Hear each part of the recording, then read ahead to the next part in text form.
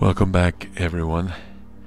Now, in our last video we talked about this very old computer with 1 gig of RAM. It's a Panasonic Toughbook running Windows 10. And I mentioned that I was able to install Windows 10 for free.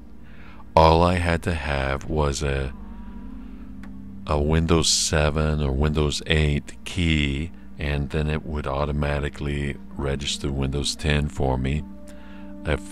Just to refresh my point here, if we go to settings and we bring up the system and we pick the about, you can see this is pretty snappy, pretty responsive. This is that old machine, and here we have a 32-bit Windows 10 installation. x86 is the other way to call it, and it's the Windows 10 Pro. It has a 1709 is the version. This is the OS build, so it's a very late build. If we go back here, it is activated. Believe it or not, it is activated, and it does have a product key. So you can see here under activation, here is my product key. It is activated. This one, it received a digital key because it was an upgrade from Windows 7 to Windows 10, but it is there, and I've confirmed I can reinstall Windows 10 no problems, and it will activate again with the same key, no problems. So anyway, the question was, how do you get Windows for free? And here's the site you need to go to. It's very simple. Microsoft.com en-us software download /Windows 10. Okay, super simple.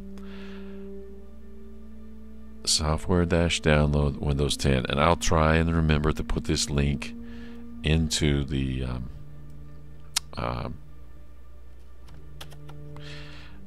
down below so you have it available to you. Okay, there we go. Let me just make a note here that I don't forget it. All right, there we go. I've got it saved so I can put it up there. So what you want to do here is, this is a very large download, okay? And what you want is the installation media. So here you use this tool. This will help you download the installation media, and you can then load the media onto a USB drive. I think you need like a 4 gigabyte or maybe 8 gigabyte USB drive, and you can load this onto and use that to install it to any machine. Okay, and it should be no problem. It just takes the download time to finish. So in the last video, we were looking at this old machine, and the question was, what did we do to this machine in order to optimize it, to make it where it can be functional with Windows 10? And we're talking a very old machine. So the first thing I wanted to talk about was the features that we turned off in Windows. So here you can see this was off, but I had to turn this back on for to run Nova Bench. But here you can see all the rest are off, with the exception of this for connecting to a server. I need to connect to an old server, and here a PowerShell, I'm just hanging on to it because there's another optimization step I would like to try. But for right now, those are all off. That was a big benefit. We also installed CC Cleaner. If you remember, in a past video we talked about CC Cleaner and running CC Cleaner in order to optimize the system. That was very helpful here as well in this machine. The biggest payback or benefit was, and maybe this it's an arguable point, but it was having to turn off Windows Update.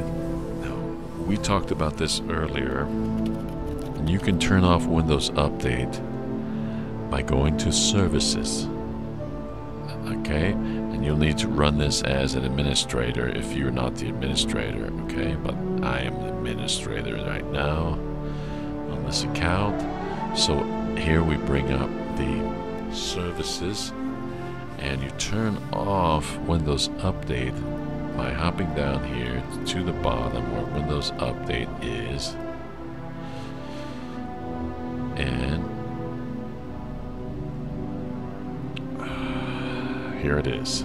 So this is Windows Update, and you disable it. So you disable it, you just right click it, pick Properties, and here you specify Disabled. Okay, so I already did it. Say OK or Apply when you're done, and that will be disabled. And then you will need to stop it because it will be running when you do this, and you can either reboot or you can stop it. Right click, this stop is available to you, so you can stop it. And then here I always set this modules installer, it's on manual right now, and that's okay, but you also want to stop it because it is a problem. Other things may try to start an update. So anyway, that takes care of the biggest offender, and that's just Windows Update. And that should stop it for you as well. So let's just take a quick look at Task Manager. And we'll go to Details. And here, as you can see, System Idle is trying hard to be the top. But as I mentioned before, this is a very wimpy machine. 2 cores is all it has, and a very low speed, but and low memory. You can see, look at this memory. Okay, so you can see this memory has it's using a lot of page file. Not so much. Looks like it's not doing too bad. Here it's using 686 megabytes, so it's leaving some available.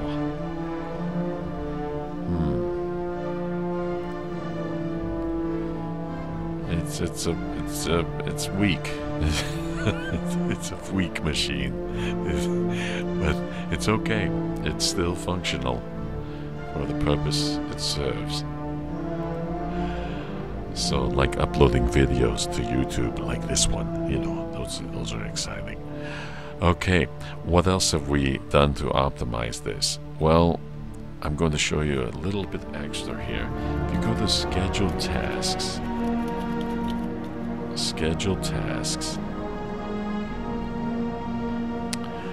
and we went into Schedule Tasks here, and we changed the task scheduling for some of these Windows tasks. There's a lot of them. And I just want to briefly touch on this Windows tasks, and you can pause the video if you want to go through this yourself. For example, let's see, application experience. I disabled all of these. Okay, so to disable them, you just right click them, and you can pick disable, or you highlight them, and here you can, this will change to disable. You can let's just pick one that's working and show you. Okay, so here's one that says ready status. It's not disabled, and you just come over here and you can click disable. Okay, so that will stop it from happening. So application experience, those can be disabled. Okay. And what else did we turn off? Auto check. It's not necessary. Disable this one, the proxy. Okay. Let's see. Check disk. I think that's disabled. The proactive scan. Let's see. Cloud experience host. Seems like something. I don't know what that's about. But this customer experience improvement program, I don't need it. No one needs it. Disable them. It's just Microsoft's obnoxious disturbance. What else do we have? So this cleanup, you can disable this. I think diagnostics can be disabled. Yes. Feedback. What is that? Do we need that?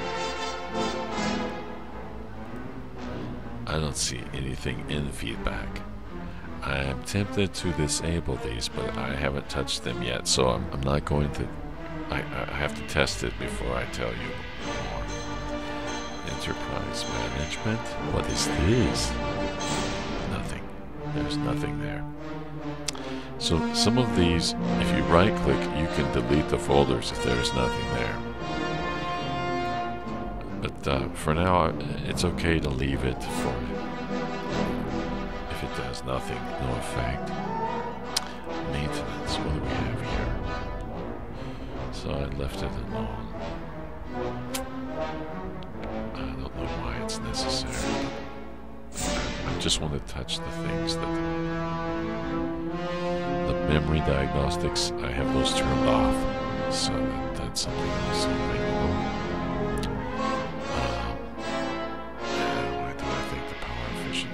Yeah, disable this. It's not necessary. It's actually very intrusive. What else do we have here? A retail demo. If there's something there, I don't think there is, but if there's something there, it can be disabled. It's just they're selling tool. We have. Let's see. System restored. This is side to. That might have a future for disabling. What else do we want to disable here? This update orchestrator. Okay, so this was, I've disabled it. Some of these could also be this. I don't think I can change these others, but this one, this maintenance, is disabled. What else do we have? Windows Update. Guess what? Disabled. I've disabled the automatic, so that doesn't keep coming on. I think some of these others, yeah, these two have been disabled as well, but I don't think this one can be disabled with administrator account. Okay. Excuse me. So I think that is everything that can be disabled in the scheduled task. It has a big benefit to the system responsiveness.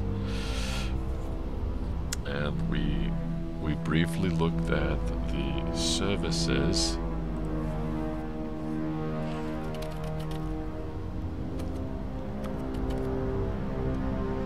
And I think I touched a few of these as well. Information is still running, but I think I'm just going to leave it for now. Background tasks. I think this services section may need its own focused video to go through these, because there's, as you can see, there's lots of them that have been turned off. And we need to take our time and go through each one and understand why they need it or why they are not needed. So I'm going to stop this for now and ask you, please, if you enjoy this video, please subscribe and so you can see the next update when it comes soon. Thanks so much. Talk to you soon.